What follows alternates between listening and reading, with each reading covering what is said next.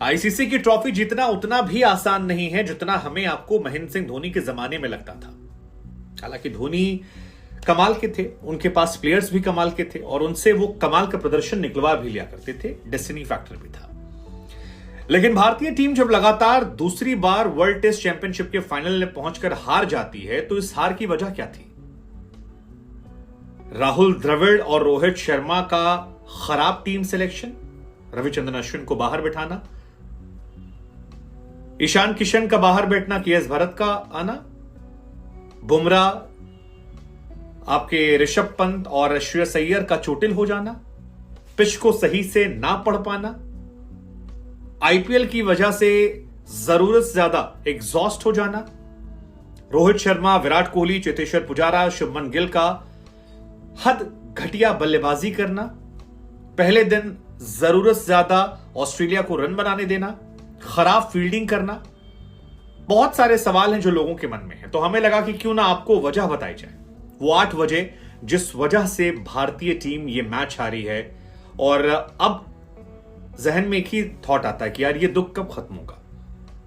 जीत ही नहीं पाते यार हम, 3 बार ऑस्ट्रेलिया को हमने बॉर्डर गवास्कर में हराया और फाइनल में मार गए।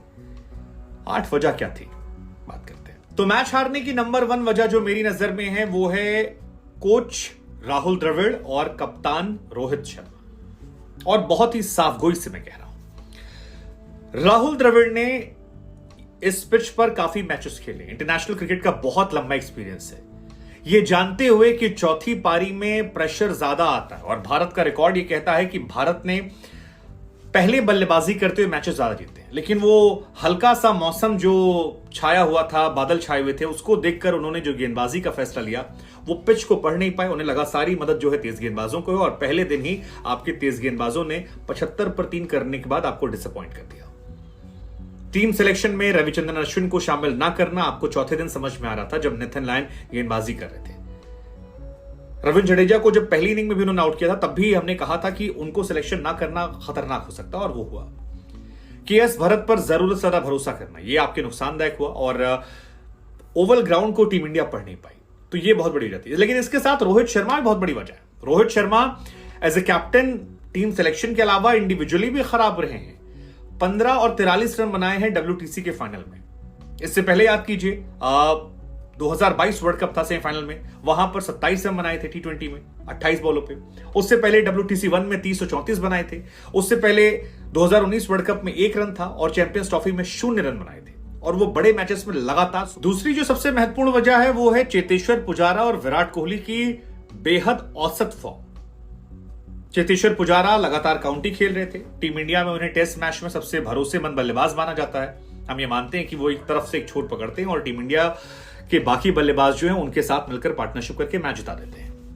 चेतेश्वर पुजारा ने किया भी है। आप 2019 से अगर पुजारा को देखेंगे तो पुजारा ने 68 टेस्ट मैच खेले हैं, 5426 रन बनाए हैं, 51 का औसत है और 18 शतक मारे उन्होंने। और ये लाजवाब फिगर्स हैं, इसमें आप कहीं से क्वेश्चन नहीं कर सकते कि पुजारा एक महान बल्लेबाज है। लेकिन जनवरी 2019 के बाद से यही पुजारा बिल्कुल उलट हो जाते हैं। चेतेश्वर पुजारा ने 35 मैच खेले हैं, 1769 रन के उनके बल्ले से निकले हैं और उनका एवरेज जो है वो 29 का है और केवल 1 शतक उनके नाम आया, जो अपने आप में बताने के लिए काफी है कि पुजारा का टीम इंडिया में इंपैक्ट कितना कम हो गया और वो भी अपनी लेगेसी के नाम पर खेल रहे हैं। और यही कहानी विराट कोहली को लेकर भी है। साल 2020 के बाद विराट कोहली जो है उन्होंने 44 मैचेस में 1227 रन बनाए हैं और उनका एवरेज जो है वो 29 रन का है। और अगर अहमदाबाद की उस पाटा पिच पर आप वो 186 जो विराट कोहली ने बनाए थे उसे हटा देते हैं तो विराट कोहली ने बीते 3 सालों में लगभग 25 के औसत से रन बनाए और जिसके 2 प्राइम बल्लेबाज 25 और 29 के औसत से रन बना रहे हो वो टीम जीतने के हकदार नहीं है। अगली बड़ी वजह है चोटिल खिलाड़ियों का होना। इंडिया जो मैचेस जीत रही थी उसमें ऋषभ पंत की बहुत बड़ी भूमिका थी। ऋषभ पंत इंडिया के बाहर सर्वाधिक रन बनाने वाले बल्लेबाज हैं। केएल राहुल इंडियन पिच पर स्ट्रगल करते हैं, लेकिन जब आप ओवरऑल फॉर्मेट देखते हैं तो केएल राहुल भी विदेशी पिचों पर टेस्ट में अच्छे बल्लेबाज नजर आए हैं। जब आप क्योंकि विराट, रोहित, पुजारा ये रन नहीं बनाते हैं तो राहुल भी आपको उनसे बेहतर नजर आए हैं। श्रेयस अय्यर अच्छी बल्लेबाजी कर रहे थे, वो चोटिल हो गए और बुमराह जो हैं जो आपके leading wicket taker fast bowler में थे वो चोटिल हो गए। ये आपके मैच विनर खिलाड़ी थे। इनमें कम से कम बुमराह और ऋषभ पंत को तो आप मैच विनर मान सकते हैं, जिन्होंने आपको बहुत सारे मैचेस जिताए हैं। अब इनकी जगह जो खेलने आए के एस भरत साहब, के एस भरत को अब तक 5 टेस्ट मैच खिलाया गया, 4 खिलाया गया था बॉर्डर गवास्कर में, और 8 पारी में इन जनाब ने इंडिया और इंग्लैंड मिलाकर 18 की औसत से 129 रन बनाए हैं, और एक मैच में भी अर्धशतक नहीं है। मतलब आप ये मानकर चलते हैं कि के एस भरत तो आउट हो ही जाएंगे। ऋषभ पंत इसके उल्टा आपको मैच जिता कर देते थे। ये एक बहुत बड़ा डिफरेंस दोनों टीम को लेकर है। और भी खिलाड़ी जैसे शुभमन गिल है, शुभमन गिल भी पिछले सीजन खेल रहे थे 28-8 और इस बार 13-18। तो जो की प्लेयर्स हैं जिनसे आप उम्मीद कर रहे थे, या तो वो बाहर हैं और जो हैं उनके बल्ले से रन नहीं निकल रहे, और रिप्लेसमेंट भी डिसअपॉइंटिंग। एक इंपॉर्टेंट वजह आईपीएल भी है। आप कहेंगे कैसे? ऑस्ट्रेलिया टीम को आप देखेंगे तो ऑस्ट्रेलिया टीम के प्लेइंग 11 में केवल 2 खिलाड़ी थे जो आईपीएल में खेल रहे थे, एक कैमरन ग्रीन और एक डेविड वार्नर। बाकी जितने भी खिलाड़ी थे वो अपने आप को फिट रख रहे थे, तरोताजा रख रहे थे। अब आप कहेंगे ये मैटर कहां करता है? मैटर नहीं करता होता तो पोस्ट मैच रोहित शर्मा क्यों कहते कि हमें कम से कम 20-25 दिन का गैप चाहिए? 20-25 दिन का गैप आपकी प्रायोरिटी नहीं थी। जब सुनील गावस्कर साहब चिल्ला कर कह रहे थे कि रोहित शर्मा को ध्यान देना चाहिए, WTC के लिए रेस्ट करना चाहिए, जाकर तैयारी करनी चाहिए, तो पैसा छापने में आप लगे थे। सबसे पहले अश्विन पहुंचे थे वहां पे। विराट कोहली आईपीएल खत्म हुआ उससे एड शूट करने चले गए थे, क्योंकि आपकी प्रायोरिटीज पैसा भी है। मिचेल स्टार्क खेलने नहीं आए थे क्योंकि उन्हें अपने देश के लिए खेलना था। स्टीव स्मिथ ने इस बार नाम ही नहीं दिया था, देश के लिए खेलना था। उनकी प्रायोरिटी थी कि हमको ऐसे जीतना है, हमको ये मैच जीतना है, और वो लगातार कर रहे थे और वो कर रहे हैं, और कमाल का किया उन्होंने। आप advertisement, show off, Instagram story, priorities अलग है। आप आईपीएल में चेहरे भावुक बना लेते हैं, यहां पर आप रोते नहीं है। थकान वहां से थक कर आए थे। आईपीएल का बहुत बड़ा इंपैक्ट है। आप उस रिदम में आ ही नहीं पाए जो आपको करना चाहिए था, और आईपीएल को भी एक बड़ी वजह माना जा रहा है। एक महत्वपूर्ण फैक्टर यह भी कि टीम इंडिया में जो खिलाड़ी हैं उनकी औसत उम्र जो है वो थोड़ी ज्यादा है। मतलब ज्यादातर खिलाड़ी ऐसे हैं जो अपना पीक खो चुके हैं, और ये भी एक फैक्टर हो सकता है। जैसे कि आप उमेश यादव को लीजिए, उमेश यादव 35 साल के हैं और उनका भी पीक ऑलमोस्ट खत्म हो चुका है।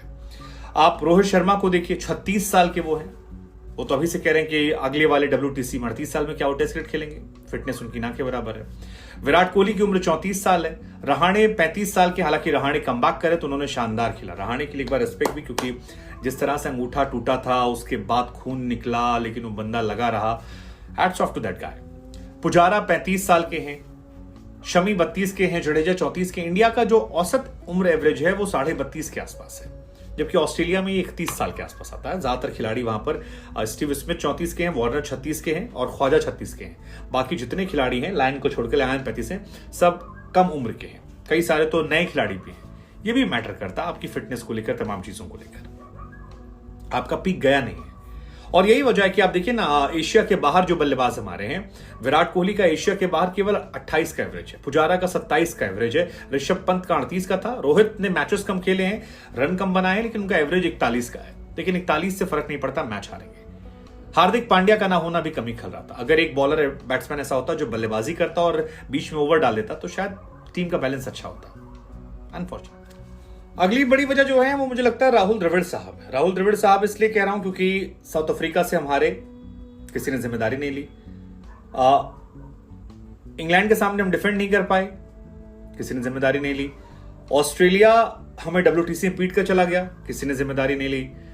केवल कहते हैं अगले साल आएंगे, हेड्स हाई, ब्ला ब्ला, कोट शोट डाल देना इंस्टाग्राम पर, यही सब चलता रहता है।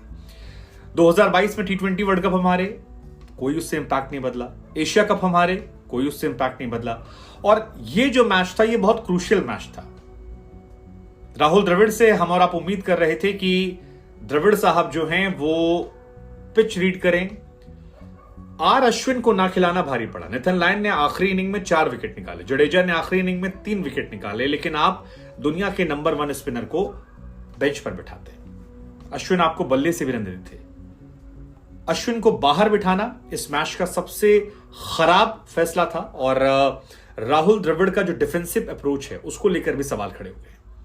किस्मत फैक्टर भी। राहुल द्रविड़ जब 2007 के आसपास खेलते थे तब इंडिया सबसे बुरी हार वर्ल्ड कप में हारी थी।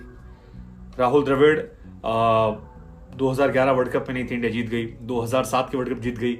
तो एक डेस्टिनी फैक्टर जो है वो भी निकल कर आ रहा है, और जब आप परफॉर्म नहीं करते हैं तो आपको लेकर हर तरह की बातें जो हैं वो शुरू होंगी, और द्रविड़ को लेकर अभी सब बातें शुरू हो गई हैं। क्या वो डिजर्व करते हैं?